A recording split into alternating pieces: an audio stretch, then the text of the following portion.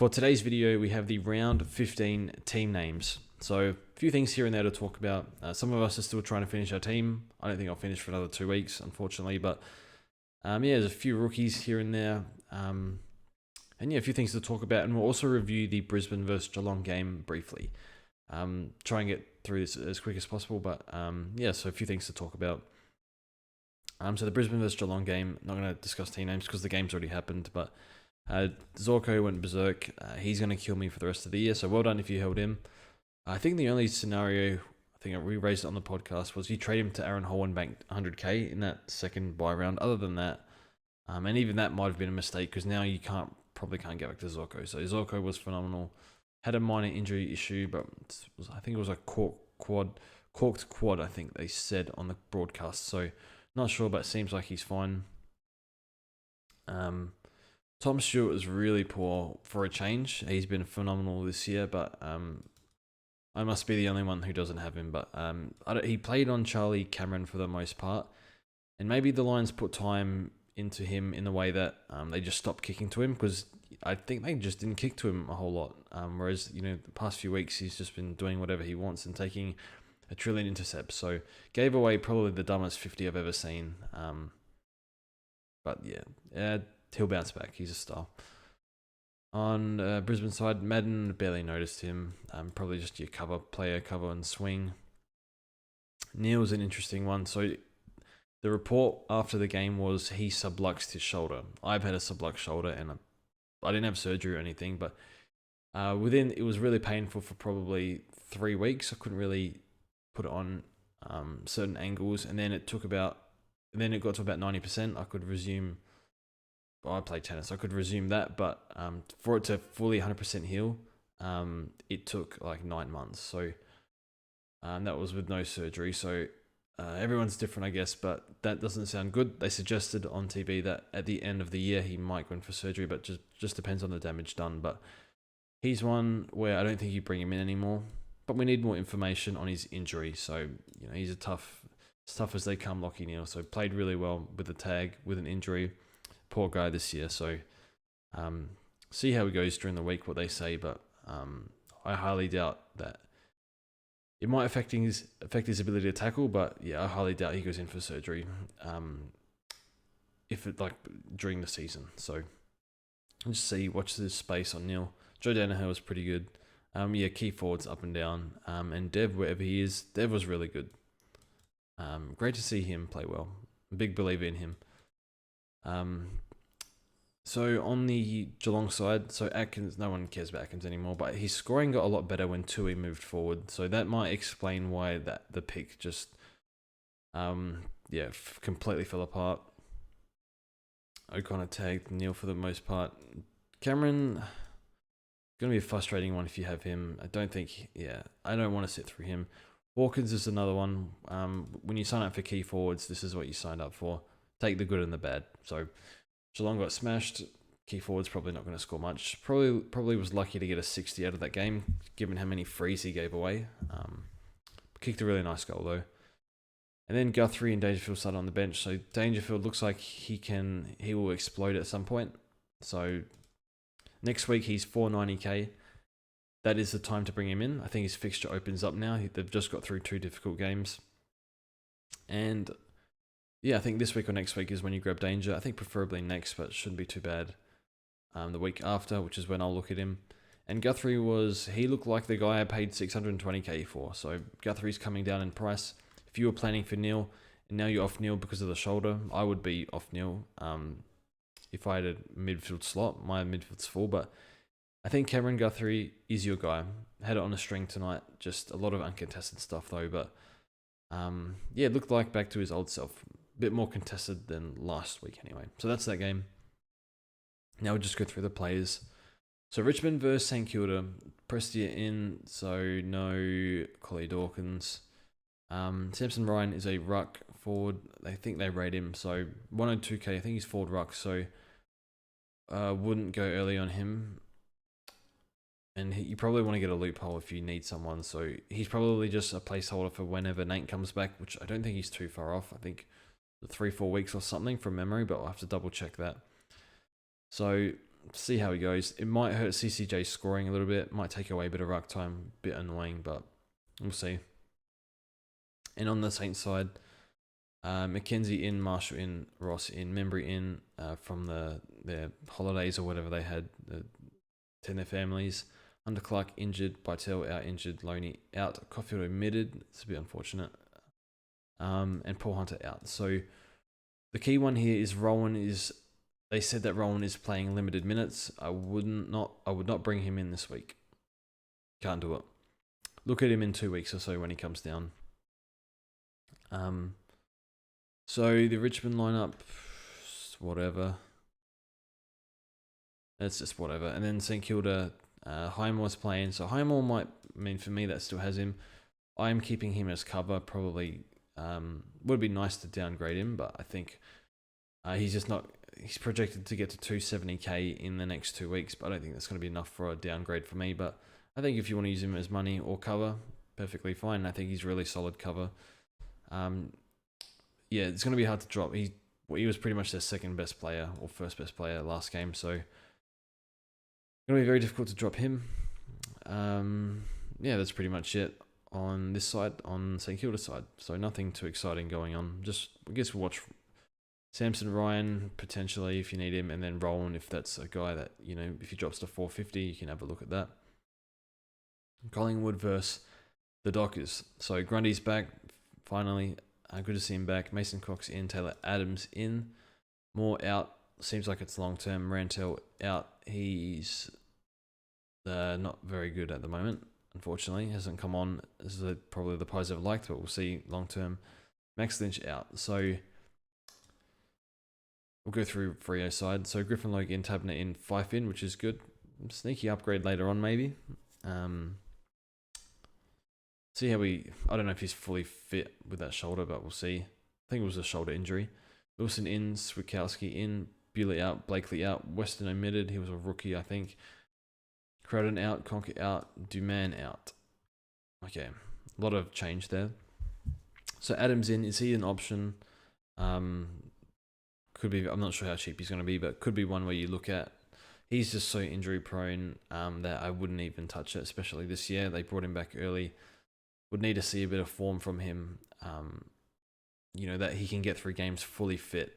So, not for me this year. It'll be cheap next year, and it'll be a pretty annoying player to pick or not pick, I think, but we'll see next year. Does that mean Sidebottom? So Sidebottom was playing wing, I believe, in an intra-club or at training.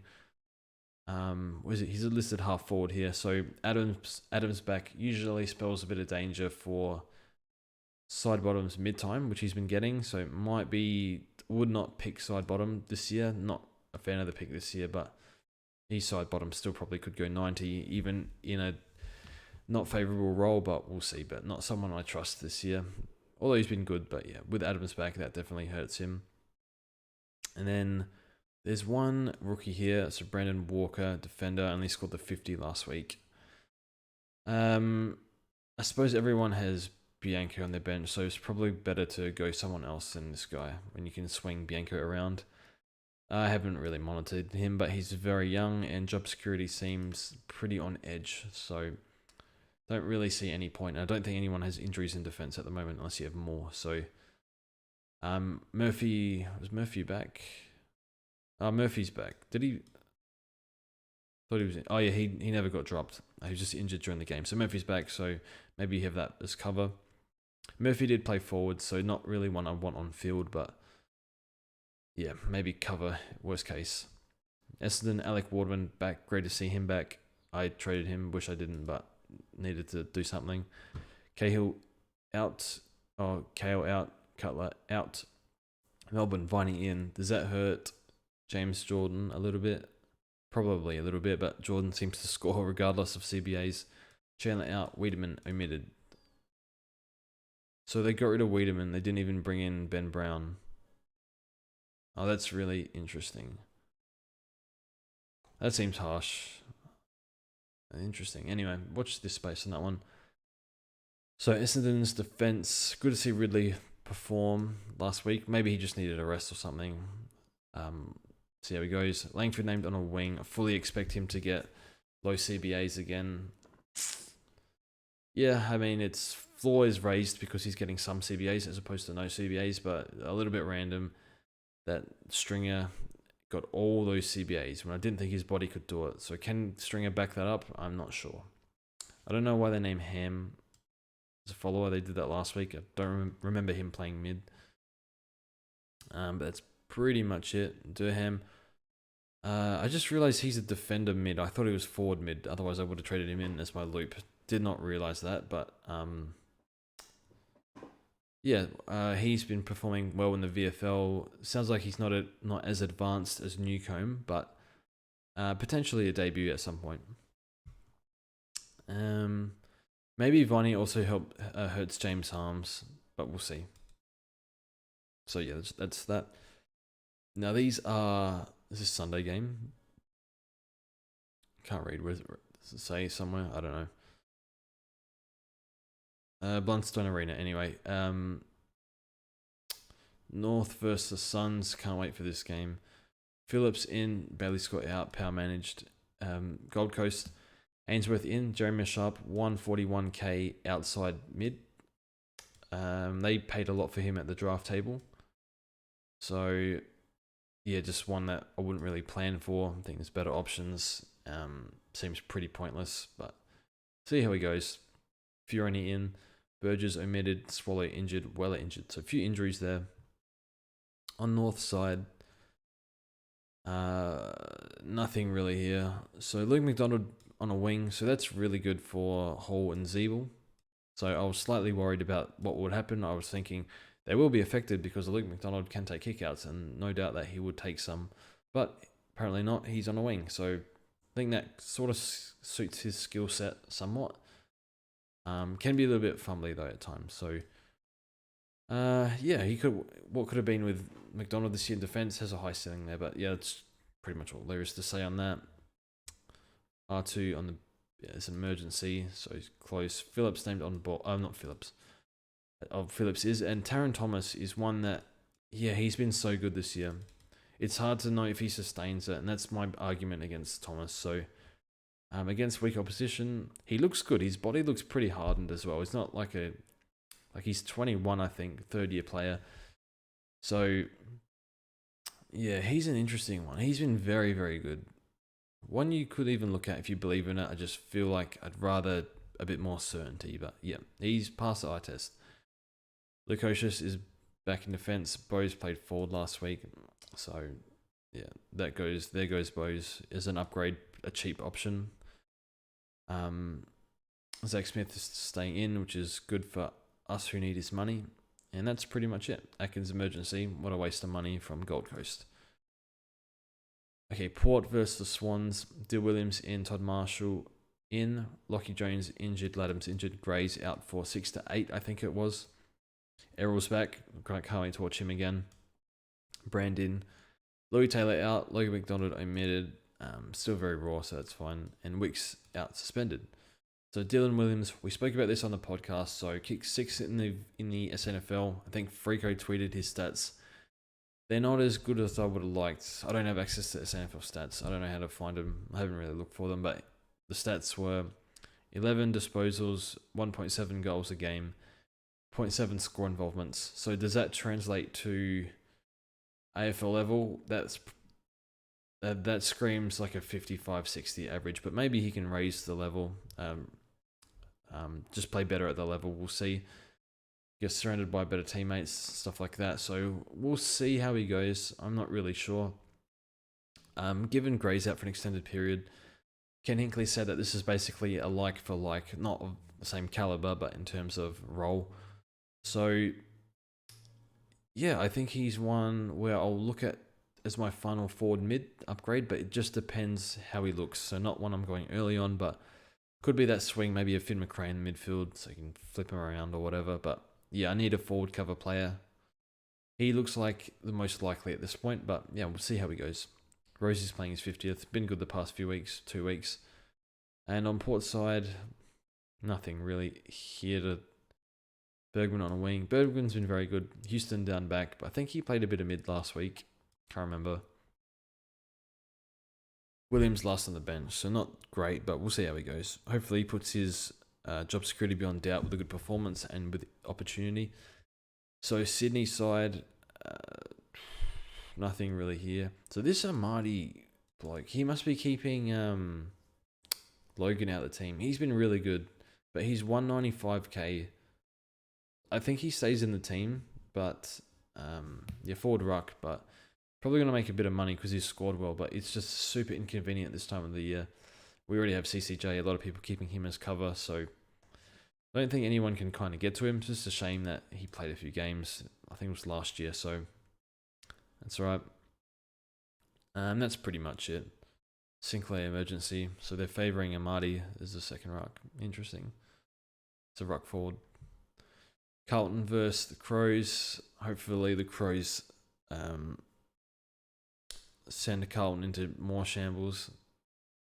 For Crow supporters' sake anyway, and for Carlton supporters' sake, so they can force change more, because that club definitely needs change. Honey in, Playman in, O'Brien in, Mark Murphy in, Cottrell in, also extended benches. Petreski Seaton in, Parks out, injured. Omitted. Pitney injured, Sack Fisher injured. Crows, Himmelberg, Haitley, Brown, Murray, Worrell omitted. So with the Crows, we'll go to Carlton side. So there's just nothing relevant here, I don't think. Honey cheap, I can't remember. I think he's played a few games though. So nothing really here. Crows, I think the only one that'll play. So Worrell is out. Thor, very underwhelming. I'm pretty confident Luke Brown will be in Worrell. So yeah. Carlton versus, the team names. Williams in defense. Doherty still on a wing. That pick is, I think, dead. I think you're getting an 85 to 90 average now with that pick. But he had a really good game, one game on a wing, where he was at the back of stoppages a lot, and he looked really good there. But given the wing role, it's just not super friendly for the most part, especially when you're new to the role. Mackay's playing, that's all good. I don't know who'll be sub or who's in and out. Probably not O'Brien or Cottrell or Honey. Probably the other five play with a sub somewhere. The Crows, nothing really here. Murray, I don't think plays. I think Hamill plays, Schomburg plays, McKay plays, probably Fogarty plays as well. So I think that'll be the 4, maybe McPherson sub. Hawthorn versus Giants. So this is the big one in terms of relevance. So, extended bench. So Daniels, Mumford, Bruin in. So they said Briggs is going to play this week, basically. He said Briggs will get his opportunity this week, which to me, that sounds like he'll play. Josh Kelly also named, which is good for some of us. So I don't think they play all 3. I think they just give Mumford another rest. They said that Mumford's sort of been managing a back issue, so sounds like maybe Mumford doesn't play. And then Hawthorn side, Greaves in, Greg Brass debuting. He's 180k, doesn't score anything from what I remember, so irrelevant player. Warple in, Hardigan in. So Impey out. So this one sounds like he's a trade because we don't know the extent of the injury, but the headline on afl.com.au was potentially season over. And I heard some reports just on Big Footy that Impey done like a serious ankle injury, but we don't know the finer details, but it sounds like it's not good. I think it's time to pull the trigger. So this might be okay if you were planning to trade him anyway. But if you're planning to hold him as a keeper, this is going to really test a few teams. So very unlucky, especially because this game was moved to the MCG, which he definitely likes better. He would have liked better than GWS Stadium. So with MP, he's got to go. Simple as that. He's a dead player. So don't know how long he's out for, but it sounds like it's going to be a while. Who do you go to? Dangerfield if you can next week. I guess you can't now. Nick Hind is good. If you got to go down to someone, it might be like I'm not sure. Harry Mackay. I keep saying Harry Mackay every video, but I'm not really sure who's at that price range. Don't really trust Jezza a lot more at a premium price. So yeah, it's a hard one. Toby Green's you want cover if you want Green. Having said that, I don't have cover right now, but hoping to get cover for him. But yeah, nothing else. I think Bramble and Newcombe hold, so they guaranteed Newcombe's job security in the week. He's not even he's named on the bench, so Newcombe will play. Bramble will play, so that's great. And Morrison's out indefinitely, so maybe that helps Bramble a lot. I'm not sure who's sub. Can't believe Ash was dropped. That's criminal. Okay, Eagles versus Dogs. Can't wait for this game. So I think this will be probably game of the round. Yeah, we'll see how this goes. So Shepherd, Petruccelli, McGovern, Shuey, Vardy, Tim Kelly in. So that's a whole heap of mids. So Harry Edwards out. That's the defender. Foley out. So I think he got a bit of mid time, but also defender. I can't remember. And O'Neill out. So he played a bit of mid as well, from what I remember.